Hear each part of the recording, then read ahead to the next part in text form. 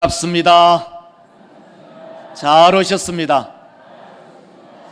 예, 우리 이거 합시다. 하나님의 말씀은 하겠습니다. 하나님의 말씀은 하나님의 말씀은 하나님의 말씀은 하나님의 말씀은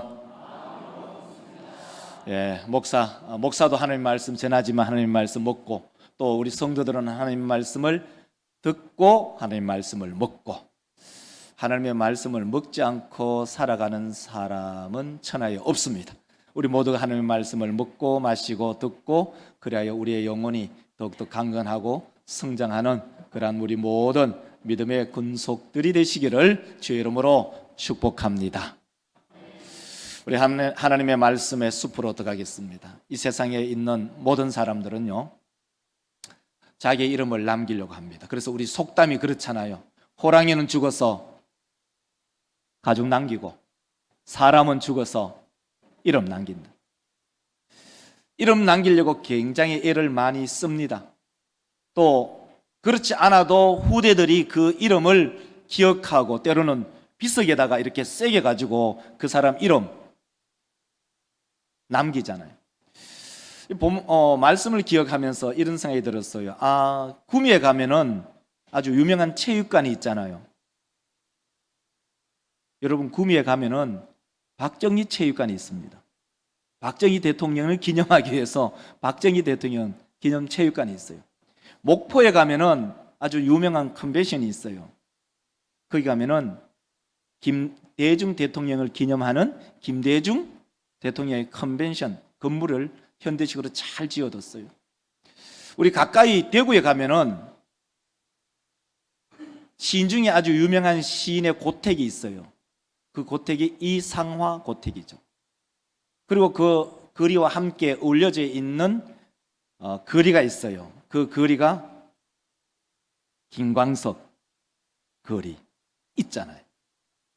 그러니까 어느 한 사람들의 이름을 붙여서, 물론 뭐 각 시나 도가 그 브랜드화해서 이 관광객을 끌어들이는 그런 의도가 있습니다만은, 사람의 이름을 항상 남깁니다.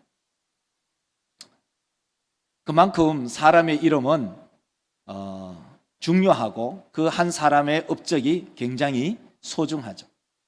그래서 어떻게 보면은 여러분의 이름이 안 남을 것 같지요? 아니에요. 여러분 이름 다 남습니다. 여러분이 언젠가는 살아계시다가 돌아가시면은 빗속에 여러분 이름 남잖아요. 뭐 아들이 화장해서 막 뿌려버리면은 빗속 안 만들지만, 매장하면은 거의 다 빗속에 여러분의 이름이 떡하니 남아 있어요. 근데 여러분, 우리 사랑 성도 여러분, 우리는요, 살아온 날보다는 살아갈 날이 훨씬 작습니다. 만약에 여러분들이 45세 정도가 됐다, 45세가 되면요, 45년 동안 살아온 날보다는 45년 동안 살아갈 날이 더 확률이 적어요. 그래서 여러분, 주보에도 그런 표를 보였습니다만은 연령대별로 생존 확률이라는 게 있어요. 한번 보세요. 표를 한번 보면 이래요. 70세 같으면요, 86% 정도는 살아 있어요. 다시 말해서 100명 중에 86명은 살아 계신다는 거예요. 75세가 되면은 54%, 약 한 100명 정도, 한 절반 정도가 이제 살아 계시는 거예요. 근데 80세가 되면은 30명밖에 살아 계시지 않아요. 85세가 되면 엄청 줄어들죠. 15%, 15명만 살아 계셔요. 90세가 되면은 정말 빈약하죠. 5%만 살아 계셔요. 제가 이 표를 보면서 이런 생각이 들었어요. 여러분 혹시 학교 다닐 때 전교 100명의 전교생 중에 여러분 5등 안에 들은 적 있나요? 여기에 물론 많이 들었겠지만, 혹시 5등 안에, 전교 5등 안에 못 드신 분도 가끔 있을 수 있어요. 그런데요, 내가 90살까지만 살면 친구들 뭐 공부 잘하고 뭐 좋은 직장 다니고 며느리 뭐 좋은 며느리 뭐 데려오고 좋은 사위 집에 왔다고 100번 자랑해도 90살까지 못 살면 5% 안에 못 든 거예요. 제가 이 본문 말씀을 이렇게 기억하면서, 자, 우리 믿음의 권속들은 건강하게 장수해서 5등 안에 드는 그러한 우리 성도들이 되시기를 주의 이름으로 축원합니다. 축원합니다. 아멘 안 하신 분이 두 분이 계시네. 보인다니까요. 우리 모든 믿음의 권속들이 건강하게 90 이상을 살아서 5% 안에 드시기를 주의 이름으로 축원합니다. 네, 건강하게 5% 안에 드는. 자, 우리 믿음의 성도, 오늘 본문 말씀은 이 디모데후서 4장이에요. 이 디모데후서는 우리가 생각하는 성경처럼 그렇게 녹록한 성경이 아니에요. 이 사도 바울은 전도하고 선교하는데 아주 달인이에요. 선교하고 전도하다 보니까 어떤 일이 생기냐면은 반대하는 사람들이 감옥에 쳐넣는 거예요. 그 중에 한 번이 1차 투옥과 두 번째 투옥이 있는데 1차 투옥은 그래도 괜찮아요. 왜냐하면 1차 투옥은 가택연금을 당하고 있었기 때문이에요. 사도행전 28장 30절을 읽어보면 사도 바울이 가택연금을 당한 것을 보여줘요. 자, 여러분 빨간 글씨를 읽으시면 돼요. 바울이 온 이태를 자기에게 오는 사람을 다 영접했다, 이렇게 얘기해요. 자, 2년 동안 자기의 셋집에서 가택연금이 됐는데 자기를 찾아오는 사람들에게 하나님의 나라 복음을 전했어요. 그때 쓴 편지가 4권의 편지가 있어요. 그 쓴 편지를 말하기를 옥중서신이다, 그렇게 얘기해요. 그 옥중서신이 뭐냐면은 첫째가 에베소서, 빌립보서, 골로새서, 빌레몬서, 이 4권의 책이에요. 이제 2년 동안 가택연금이 돼 있다가 다시 이제 네 죄 없다, 무죄로 이제 석방이 된 거예요. 이제 나오면서 어디에 들렸냐면 그레데 섬이라는 곳에 들렸어요. 거기에 누구를 파송해 놓느냐? 여기에는 바로 디도라는 자기의 제자를, 야, 너 여기서 목회해 라고 하면서 그 디도를 거기에 남겨뒀어요. 그리고 지금으로 말하면 터키로 와서 에베소에 와서는 디모데를 거기에 목회를 하도록 했어요. 그게 바로 디모데가 목회하는 에베소 지역이었어요. 그리고 다시 터키 지역으로 북단으로 해서 올라가서 이제 바다를 건너서 마케도니아, 지금으로 말하면 이스탄불 쪽으로 갔어요. 자기는 금방 내려올 줄 알았죠. 금방 내려올 수 없는 환경 속에서 편지를 쓰는 것이 뭐냐? 디도에게 편지 쓰는 것이 디도서고이고, 그 다음에 디모데에게 편지를 쓰는 것이 디모데 전서예요. 그러면 디모데 전서하고 디모데 후서 붙어 있으니까 금방 디모데 전서 쓰고 그 난 다음에 디모데 후서 쓸 것처럼 생각하지만 전혀 그렇지 않아요. 디모데 후서는 디모데 전서하고는 결이 완전히 달라요. 이제 그 전도 사역을 오랫동안 하다가 다시 로마 감옥에, 진짜 감옥에, 지하 감옥에, 습한 감옥에, 바퀴벌레가 득실득실한 감옥에, 똥을 누면 냄새가 같이 있는 그 변소와 함께 있는 그런 감옥에 넣어지게 된 거예요. 직감하게 되죠. 아, 내가 이제 이 감옥에서는 나갈 수가 없구나 하면서 쓴 편지가 디모데 후서예요. 그래서 오늘 본문 말씀에 보면은 이렇게 얘기하죠. 자, 6절 한번 읽어볼까요? 6절 보세요. 전제와 같이 내가 벌써 부어지고, 내가 죽을 때가 됐구나. 아마도 이번은 내가 이 감옥에서 나갈 수가 없구나 하면서 그런 마음으로 쓰는 편지가 디모데 후서예요.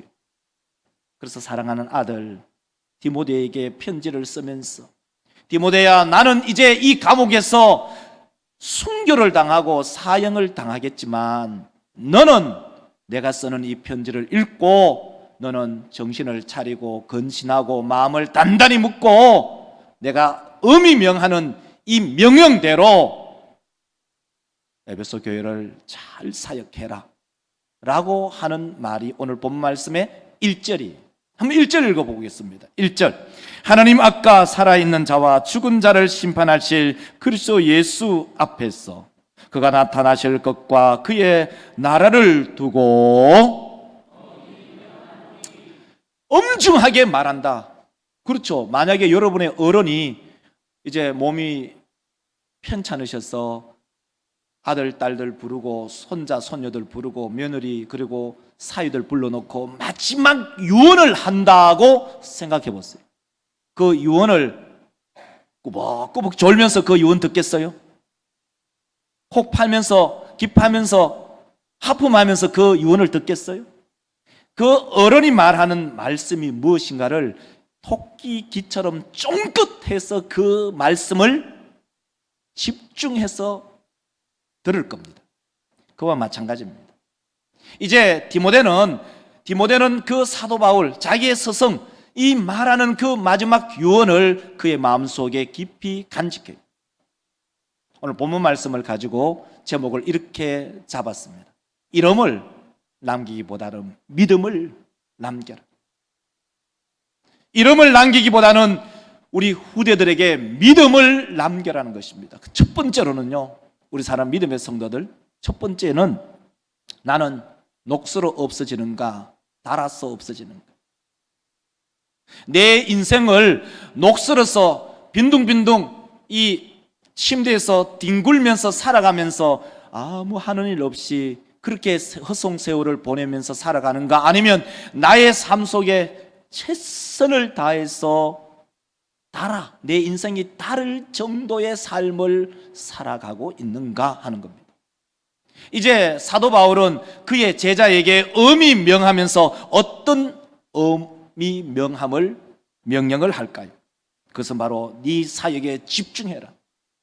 디모데야, 너가 목양하는 그 목회지, 그 에베소 교회를 집중해서 말씀으로 섬기거라 하는 그 엄한 명령을 하고 있습니다. 그래서 오늘 본문 말씀 2절을 한번 볼까요? 2절을 보면 이렇게 말합니다. 너는 때를 얻든지 못 얻든지 항상 힘쓰라. 범사에 오래 참음과 가르침으로 경책하며 경계하며 권해라. 딱 한마디가 뭐냐면 너는 말씀을 전파하라. 이 말씀을 전파하는 것은 생명사역이고, 말씀을 전파하는 것은 전도사역이고, 말씀을 전파하는 것은 목회사역이고, 말씀을 전파하는 것은 우리의 신앙생활입니다. 사도 바울은 디모데에게 너는 말씀을 전파하라. 그것을 다르게 환원하면은 생명사역에 집중하라. 생명사역에 집중해라. 네가 목사면은 목회에 집중하고, 우리 장로님들은 우리 성도를 돌아보는 데 집중하고, 오늘은 목장 예배잖아요. 목장 예배 같으면 목자와 부목자는 우리 목장 식구들에게 집중하고, 우리 직장인 같으면 우리가 직장의 일을 충실히 감당하고, 이런 의미가 여기에 포함되어 있습니다. 그런데 우리 믿음의 성도들, 특별히 신앙생활이 그렇게 녹록하나요? 신앙생활이 그렇게 녹록하지 않습니다. 다시 말해서 전도사역, 전도 나가자 하면요, 전도 잘 안 나갑니다. 우리가 방학을 했습니다마는 금요일 되면은 전도사역을 나갑니다. 전도사역에 전부 바빠요. 전도사역에 전에는 많이 나오셨는데 요즘은 한 5분 내외. 그리고 전도를 하자라고 해도 전도하는데 굉장히 주저합니다. 왜 그런지 아세요? 그 원리는, 이것은 다른 사역보다도 다른 영적인 전쟁이기 때문입니다. 영적인 전쟁에서 피 흘리기까지 싸우기가 그만큼 어렵고 힘들기 때문입니다. 영적인 사역이기 때문이라는 거죠. 그래서 오늘 본문 말씀 3절과 4절을 읽어보면 그걸 알 수가 있어요. 자, 3절 읽겠습니다. 때가 이르니 사람이 기가 가리워서 자기의 사욕을 따를 서성을 많이 두고 또 그 허탄한 이야기를 따르니라. 생명사역, 전도사역은 영적인 전쟁이기 때문에 그 영적인 전쟁에 동참하는 것을 두려워하고 또한 부담스러워하고 꺼려합니다. 그 일은 왜 그러냐? 공중권세 잡은 자들이 세상을 호령하기 때문이죠. 거기에 대항해서 하나님의 복음을 전가하는 일은 굉장히 힘들고 거기는 때로는 생명을 걸어야 되고 우리의 자존심을 내려놓아야 하기 때문에 그 사역이 그만큼 어렵다는 것입니다. 그럼에도 불구하고 우리 모든 믿음의 권속들, 사도 바울은 디모데에게 너의 직무를 충실해라, 너의 직무를 잘 감당하라, 전도자의 일을 잘 실행하라 라고 명령하고 있습니다. 그래서 5절을 한번 보실까요? 5절 한번 보겠습니다. 다 읽겠습니다. 그러나 너는 모든 일에 신중하며 고난을 받으며 내 직무를 다하라.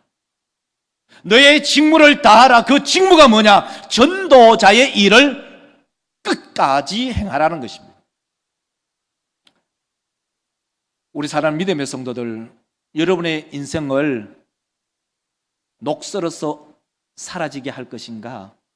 아니면 내 몸을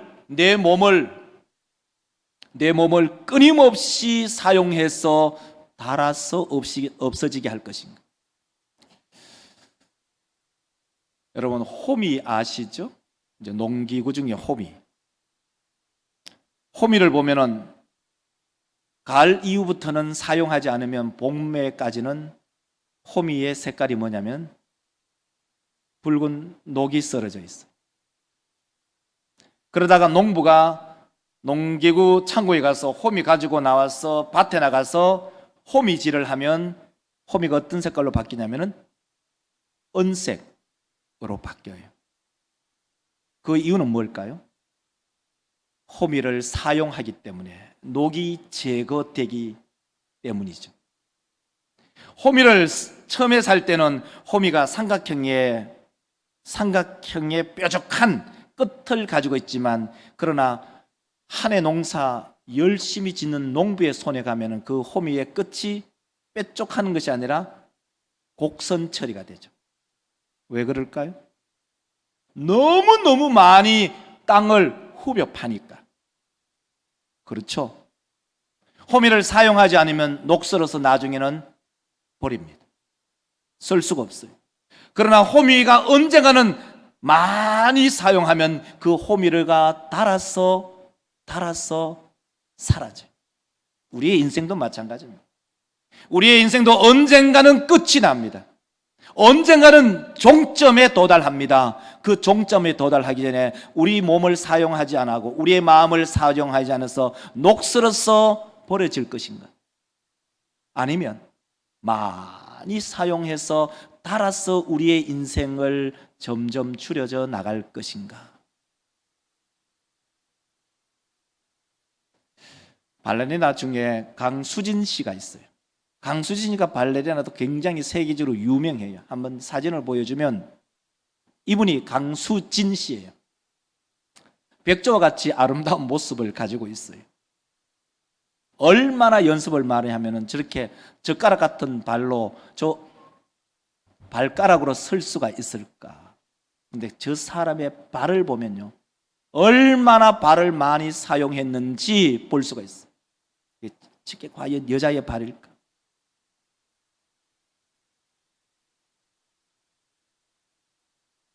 우리 사람 믿음의 권속들, 여러분의 인생을 어떻게 사실래요? 나는 녹슬어서 없어지는, 나이 자꾸 먹어서 내 몸이 녹슬어서 없어지는 그런 인생으로 살 것인가? 아니면 내 인생을 하나님께 드려서 달아서 없어지는 인생으로 살 것인가? 우리 모든 믿음의 권속들이 내 인생이 녹슬어서 없어지는 인생이 아닌 하나님의 나라와 그의 의를 위하여, 교회를 위하여, 성도를 위해서 내 몸을 들여서 달아 없어지는 그러한 하나님의 사람들이 되시기를 주의 이름으로 축원합니다. 축원합니다. 두 번째로, 성도는 미래에 무엇을 기대하는가입니다. 우리 성도님은 인생을 살면서 나의 미래에 어떤 것을 기대하며 살아가십니까? 사도 바울은 이러한 이야기를 우리 가운데 들려줍니다. 7절에 보면 이렇게 말합니다. 나는 선한 싸움을 싸우고 믿음을 지켰다. 이제 나는 내 인생에 달려갈 길을 다 달려갔다. 이제 인생의 마지막 종점에 도달했다. 그러면 내 인생이 끝이냐? 사도 바울은 그렇게 말하지 않아요. 자기는 인생의 종점에 도달했지만 그 인생의 종점의 그 너머를 기대하고 있어요. 그 기대하는 것이 뭘까요? 바로 사도 바울은 그 인생의 너머의 의의 면류관을 기대하고 있습니다. 8절을 한번 읽어볼까요? 8절을 한번 읽겠습니다.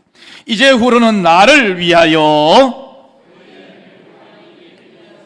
주 곧 어려우신 재판장이 그날에 내게 주실 것이며 내게만 아니라 주의 나타나심을 사모하는 모든 자에게도니라. 그렇게 말합니다.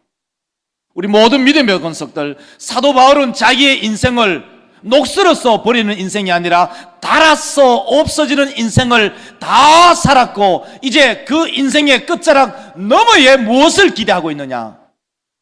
의의 면류관, 생명의 면류관을 기대하고 있습니다. 사도 바울은 말하기를 이 의의 면류관이 자기에게만 주어진 것이 아니라 다시 오실 예수 그리스도를 바라보는 모든 사람들에게, 그 모든 사람은 바로 디모데 뿐만 아니라 오늘 말씀을 듣고 있는 모든 성도들에게도 그 의의 면류관이 예비되고 준비되어 있음을 기억하며 믿는 우리 모든 성도들이 되시기를 주의 이름으로 축원합니다. 그 한 예를 든다면 모세를 예를 들 수가 있습니다. 모세는 태생적으로는 유대인이지만 자라난 유모와 그 자라난 환경은 그 애굽 바로 왕의 공주의 아들로 자라났어. 그리고 정말 자기도 그런 줄 알고 공주의 아들로 자라나니 이제 적정한 나이가 되면은 바로 임금의, 그러니까 파라오죠. 파라오의 임금의 왕권을 이어받을 수 있는 어마어마한 제2의 권력자입니다. 왕자로서 왕궁에서 살았습니다. 부귀와 영화를 누렸습니다. 거친 음식을 먹지 않고 진귀한 음식들을 먹으면서 자랐습니다. 그러나 어느 날 자기가 이스라엘 백성임을 알고 자기의 원 혈통이 유대인임을 알고 자기는 그 모든 부귀와 영화를 버려버렸습니다. 그 이유가 뭘까? 바로 상 주심을 바라봤기 때문입니다. 히브리서 11장 26절은 우리 가운데 이렇게 들려주고 있습니다. 그리스도를 위하여 받은 수모를 애굽의 모든 보호받아 더 큰 재물로 여겼으니. 왜 이 모세는 애굽의 모든 보화를 버리고 이스라엘 백성들과 함께 고난을 당했느냐? 하나님께서 본인에게, 자기에게 상 주실 것을 보았기 때문입니다. 이것이 바로 우리 신앙인의 바라봄의 법칙이 여기에 해당되지요. 어느 여고에 교훈이 있는데요. 지금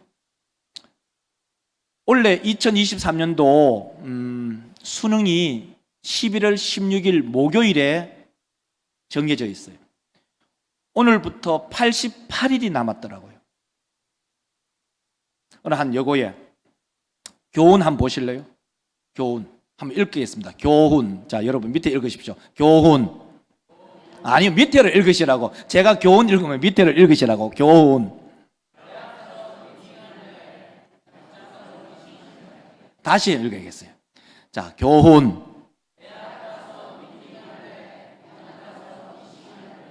물론 직업의 기초는 없어요. 이걸 말하는 선생님의 마음을 아셔야 되죠. 학생이 뭐예요? 손톱에 매니큐어나 칠하고 머리 빠바나 하고 마스카라나 하고 공부 시간에 엎드려 잠자고 그렇게 하지 말고 지금은 열심히 공부할 때다. 그것을 얘기하고 있잖아요. 제가 이 교훈 보면서 정말 피식 웃었어요. 대학 가서 미팅 할래? 공장 가서 미싱 돌릴래? 무슨 말이에요? 지금 열심히 공부하라는 말이에요. 전 세계적으로 아주 유명한 하버드 대학에 보통 일반 유니버시티 종합대학에 도서관이 한 괜찮은 대학은 한 2개, 또 괜찮은 대학은 3개 정도 있어요. 근데 이 하버드 대학에는 도서관이 무려 97개, 100개에서 3개 빠지는 그런 유명한 대학이고, 전 세계에서 모이는 그런 수재들, 천재들이 모여서 공부를 하는데 그 주황 도서관에 이런 글귀가 있어요. 글귀를 한번 보실래요? 지금 잠을 자면 꿈을 꾸지만 공부를 하면 꿈을 이룬다. 이걸 좀 더 의역하면 이런 말이에요. 지금 잠을 자면 개꿈을 꾸지만, 그 말이잖아요. 지금 잠을 자면, 도서관에서 엎드려서 잠을 자면 개꿈을 꾸지만, 지금 공부를 열심히 하면 너의 꿈을 이룬다.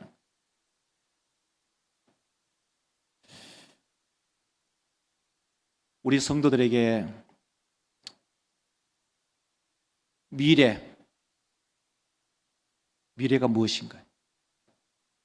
우리 성도들의 마음속에 우리의 내세, 우리가 죽고 난 이후에 그 내세가 무엇인가요?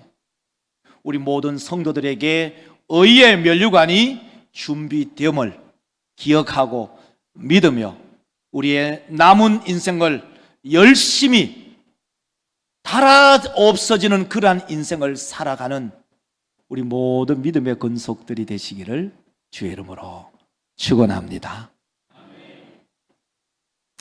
말씀을 이제 맺으면서 결론에 도달합시다. 우리 믿음의 권속들, 이름을 남기기보다는 믿음을 남기십시오.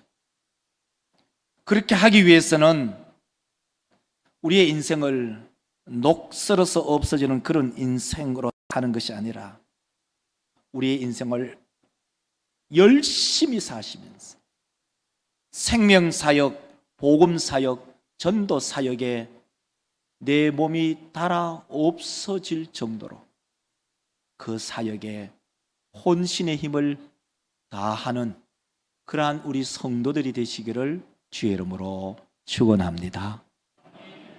그렇게 하는 사람의 인생에, 그 미래에 무엇이 준비되어 있느냐? 무엇이 준비되어 있죠? 의의 면류관, 생명의 면류관. 이 면류관을 우리 모든 믿음의 권속들이 받아 쓰는 귀하고 복된 성도들이 되시기를 주의 이름으로 축원합니다. 기도합시다. 거룩하신 하나님, 우리 사는 믿음의 권속들이 인생을 살아가면서 이름을 남기기보다는 믿음을 남기는 우리 성도들이 되게 하시고, 이름을 남기기보다는 믿음을 남기기 위해서는 나의 인생이 녹슬어서 없어지는 것이 아니라 닳아서 없어질 정도로 복음 사역에, 전도 사역에, 생명 사역에, 교회 사역에 집중하는 저희들이 되게 하옵소서. 닳아서 없어지는 그 인생은 미래를 기대합니다. 그 미래에 무엇을 기대하는가? 바로 의의 면류관을 기대합니다. 우리 모든 믿음의 권속들이 닳아서 없어지는 그 인생을 살아가며 그 미래의 의의 면류관을 바라보며 오늘 하루도 달려가는 귀한 믿음의 종들이 다 되게 하여 주시옵소서. 거룩하신 예수님의 이름으로 기도드리옵나이다. 아멘.